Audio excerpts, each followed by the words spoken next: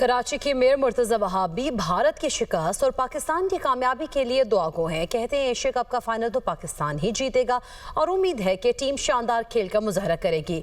मजीद जानेंगे दुनिया न्यूज़ के नुमाइंदे अली मेहदी से। जी अली, बताइएगा।